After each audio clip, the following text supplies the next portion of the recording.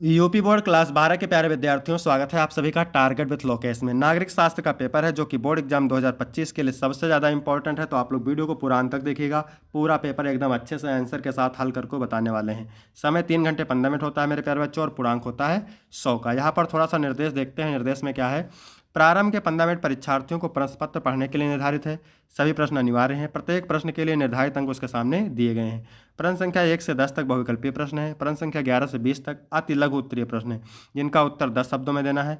प्रश्न संख्या 21 से 26 तक लघु उत्तरीय प्रश्न फर्स्ट हैं, जिनका प्रत्येक उत्तर लगभग 50 शब्दों में देना है। प्रश्न संख्या 27 से 30 तक लघु उत्तरीय प्रश्न सेकंड है, जिनका प्रत्येक उत्तर लगभग 100 से 125 शब्दों में देना है। प्रश्न संख्या 21 से 32 दीर्घ उत्तरीय प्रश्न है, जिनका उत्तर 250 शब्दों में देना है। तो पूरा पेपर एकदम अच्छे से हल सहित आपको बताने वाले हैं। ठीक है, तो आप लोग वीडियो को पूरा अंत तक देखिएगा। वीडियो को लाइक कर दीजिएगा, चैनल पर नए होंगे चैनल को सब्सक्राइब कर दीजिएगा, शेयर कर दीजिएगा। चलिए शुरू करते हैं। सबसे पहले बहुविकल्पीय प्रश्न मेरे प्यारे बच्चों। तो इसमें प्रश्न नंबर 1 है, बांग्लादेश का गठन कब हुआ? 1970, 1971, 1975, 1991। तो मेरे प्यारे बच्चों, बांग्लादेश का गठन 1971 में हुआ था। बर्लिन की दीवार कब बनाई गई थी? 1950, 1955, 1961, 1965। तो मेरे प्यारे बच्चों, बर्लिन की दीवार बनाई गई थी 1961 को। सी ऑप्शन करेक्ट हो जाएगा। इसके बाद क्वेश्चन नंबर 3 है, निम्न में से कौन सा देश दक्षिण एशिया में शामिल है? भारत, पाकिस्तान, श्रीलंका। तो यहाँ पर तीनों देश दक्षिण एशिया में शामिल हैं।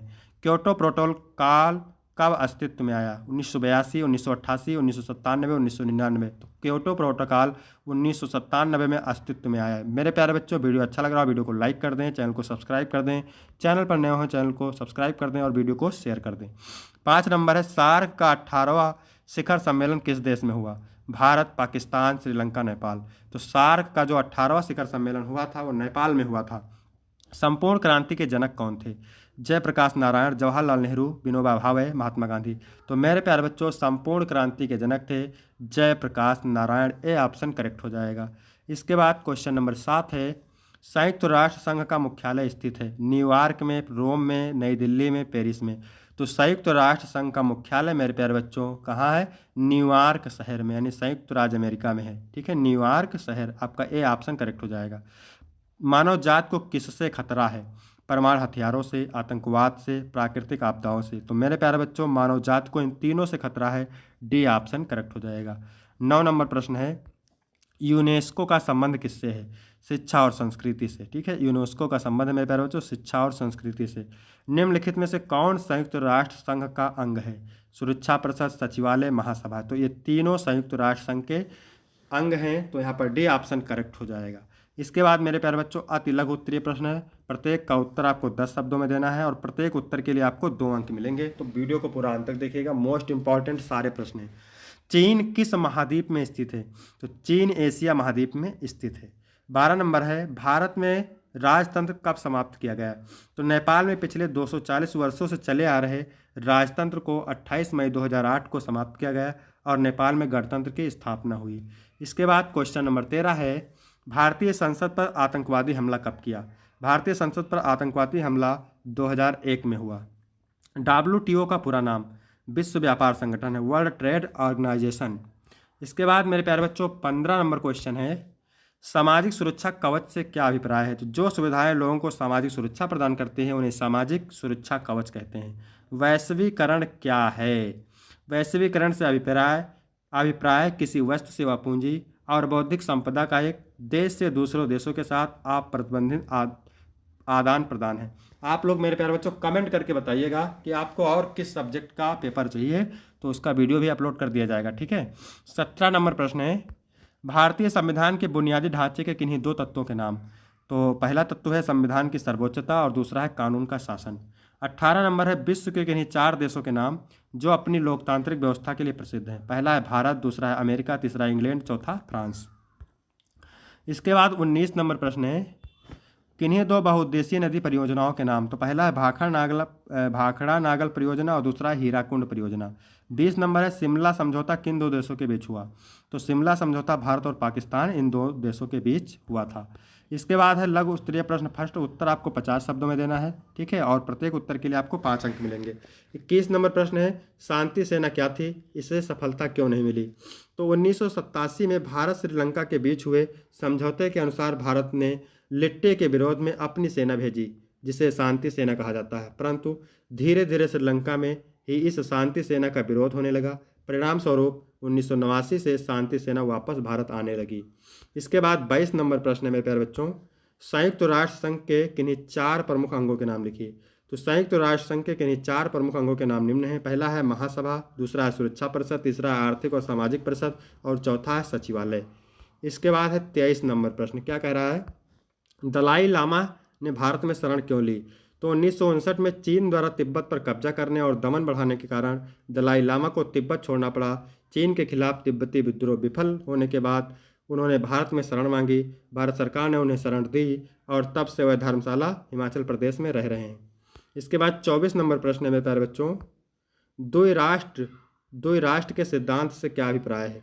तो भारत में द्वि राष्ट्र का सिद्धांत भारत विभाजन से संबंध रखता है। जिन्होंने द्वि राष्ट्र सिद्धांत का प्रतिपादन मुसलमान के लिए अलग राष्ट्र बनाने के लिए किया।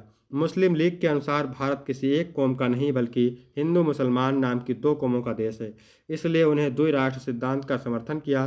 द्वि राष्ट्र सिद्धांत का परिणाम हुआ कि भारत 15 अगस्त 1947 को 2 भागों भारत और पाकिस्तान में बढ़ गया।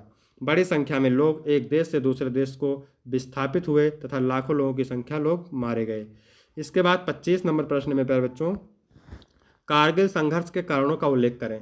तो कारगिल संघर्ष के कारणों का उल्लेख निम्नलिखित है। पहला है, कारगिल संघर्ष का प्रमुख कारण पाकिस्तान सेना द्वारा नियंत्रित सीमा के निकट भारतीय क्षेत्र के कुछ भागों पर कब्जा करना था। दूसरा है, कारगिल संघर्ष का एक प्रमुख कारण पाकिस्तान की भारत के प्रति शत्रुतापूर्ण नीति। इसके बाद है 26 नंबर प्रश्न, क्या कह रहा है, हरित क्रांति क्या थी। तो हरित क्रांति से अभिप्राय कृषि उत्पादन में होने वाली उस भारी वृद्धि से है जो कृषि की नई नीति अपनाने के कारण हुई है। J.G. हारर के अनुसार हरित क्रांति शब्द 1968 में होने वाले उन आश्चर्यजनक परिवर्तनों के लिए प्रयोग में लाया जाता है जो भारत के खाद्यान्न उत्पादन में हुआ था तथा अब भी जारी है। हरित क्रांति से न केवल आर्थिक एवं सामाजिक बल्कि राजनीतिक ढांचा भी प्रभावित हुआ। इसके बाद मेरे प्यारे बच्चों, लघु उत्तरीय प्रश्न सेकंड है, ठीक है। उत्तर आपको 100 से 125 शब्दों में देना है और प्रत्येक उत्तर के लिए आपको 6 अंक मिलेंगे।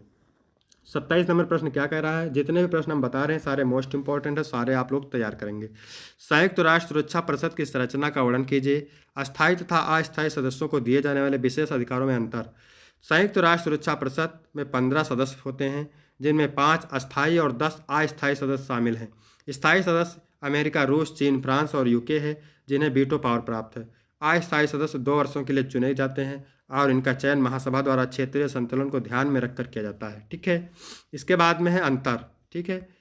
तो लिखेंगे वीटो पावर, केवल स्थायी सदस्यों को किसी भी प्रस्ताव को रोकने का अधिकार है, जबकि अस्थायी सदस्यों को नहीं, ठीक है। सदस्यता अवधि, स्थायी सदस्य हमेशा के लिए होते हैं जबकि अस्थायी सदस्य 2 वर्षों के लिए चुने जाते हैं। प्रभाव और शक्ति, स्थायी सदस्य अंतर्राष्ट्रीय सुरक्षा निर्णयों में अधिक प्रभावशाली होते हैं। इसके आगे लिखेंगे सुरक्षा परिषद वैश्विक शांति बनाए रखने में महत्वपूर्ण भूमिका निभाती है, लेकिन इसके संरचना में सुधार की मांग भी उठती रही है। इसके बाद 28 नंबर प्रश्न है, शाक थेरेपी के 4 परिणाम।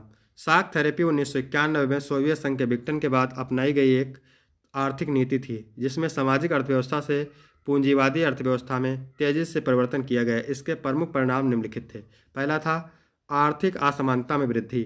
निजीकरण के कारण कुछ गिने चुने लोग अत्यधिक धनी बन गए, जबकि आम जनता गरीबी में चली गई। दूसरा है उद्योगों का पतन। सरकारी नियंत्रण हटने और सब्सिडी समाप्त होने से कई बड़े उद्योग बंद हो गए, जिससे बेरोजगारी बढ़ी। मुद्रास्फीति में उछाल। सरकारी मूल्य नियंत्रण समाप्त होने से आवश्यक वस्तुओं के दाम तेजी से बढ़ गए, जिससे आम जनता प्रभावित हुई। चौथा है सामाजिक अस्थिरता। आर्थिक असमानता, बेरोजगारी और भ्रष्टाचार बढ़ने से समाज में असंतोष फैला और अपराध दर में वृद्धि हुई। इसके बाद है 29 नंबर प्रश्न, क्या कह रहा है, भारत और चीन के बीच संबंधों के तनाव के कारणों का मूल्यांकन कीजिए। तो भारत और चीन के संबंध ऐतिहासिक रूप से जटिल रहे हैं, जिनमें सहयोग और तनाव दोनों शामिल हैं। मुख्य रूप से निम्नलिखित कारणों से दोनों देशों के बीच तनाव बना रहता है। पहला है सीमा विवाद। इसमें लिखेंगे मेरे प्यारे बच्चों, अरुणाचल प्रदेश और अक्साई चीन पर विवाद के कारण दोनों देशों के बीच टकराव होता रहता है। 1962 के युद्ध के बाद LAC यानी लाइन ऑफ एक्चुअल कंट्रोल पर तनाव जारी है। दूसरा है डोकलाम और गलवान संघर्ष। 2017 में डोकलाम और 2020 में गलवान घाटी में हिंसक झड़पों ने संबंधों को और खराब किया।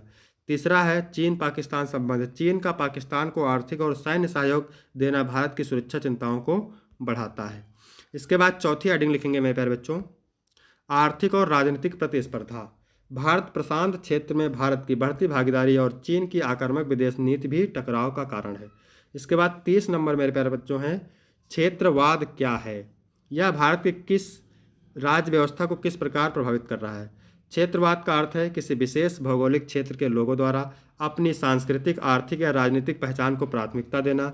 यह भावना कभी कभी राष्ट्र की एकता और अखंडता को चुनौती दे सकता है। भारत जैसे विविधतापूर्ण देश में क्षेत्रवाद विभिन्न रूपों में देखने को मिलता है, जैसे भाषा, संस्कृति, आर्थिक असमानता और राजनीतिक हितों पर आधारित क्षेत्रीय आंदोलन। इसके बाद है भारत की राज व्यवस्था पर प्रभाव। तो पहला लिखेंगे राजनीतिक अस्थिरता। क्षेत्रीय दलों के उदय से राष्ट्रीय राजनीति में अस्थिरता बढ़ सकती है। विभाजन की मांग। क्षेत्रवाद के कारण तेलंगाना, झारखंड और उत्तराखंड जैसे नए राज्यों का गठन हुआ। इसके बाद तीसरी हेडिंग इसमें लिखेंगे आर्थिक असमानता। कुछ क्षेत्र तेजी से विकसित होते हैं जबकि कुछ पिछड़े रह जाते हैं। चौथा है सामाजिक तनाव। कभी कभी यह भाषाई या जातीय संघर्ष को जन्म देता है जिससे समाज में विभाजन बढ़ता है। फिर है दीर्घ उत्तरीय प्रश्न। ठीक है, 31 नंबर प्रश्न है और प्रत्येक उत्तर 8 अंक का है। सार्क की स्थापना कब हुई, इसके उद्देश्यों का वर्णन कीजिए। अथवा वैश्विक पर्यावरण को बिना हानि पहुंचा आर्थिक विकास करने की विभिन्न देशों के सामने एक चुनौती है, इस कथन को उदाहरण सहित समझाइए। 32 नंबर है बांग्लादेश युद्ध 1971 की विवेचना कीजिए। अथवा जम्मू कश्मीर की समस्या का वर्णन कीजिए, ये भी 8 नंबर का है। तो यहाँ तक मेरे प्यारे बच्चों वीडियो कंप्लीट होता है। वीडियो कैसा लगा, वीडियो अच्छा लगा तो वीडियो को लाइक करें, चैनल को सब्सक्राइब करें। फिर मिलते हैं आपको अगले वीडियो में, तब तक के लिए धन्यवाद।